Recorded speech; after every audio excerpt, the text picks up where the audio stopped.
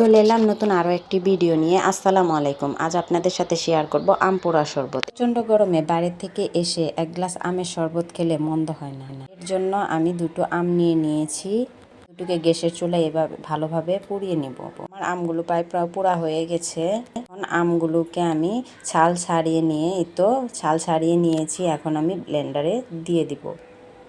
এই আমের শরবতটা খুবই মজার হয়ে থাকে। যেহেতু আমি ঝাল খেতে পারি না, এর জন্য আমি এতে একটা মরিচ ছোট দেখে দিয়ে দেব। সাথে স্বাদ মতো লবণ এবং স্বাদ মতো চিনি দিয়ে দেব। আপনারা চাইলে মিষ্টি বেশিও দিতে পারেন, কমও দিতে পারেন। আমি 1 চামচ দিয়ে দিচ্ছি। এখন আমি এতে 1 গ্লাস পানি দিয়ে দিব। এখন আমার সব উপকরণ দেওয়া হয়ে গেছে। এখন এটা ভালো করে 2 বার ব্লেন্ড করে নেব, তাহলে আমার আমের শরবত রেডি হয়ে যাবে।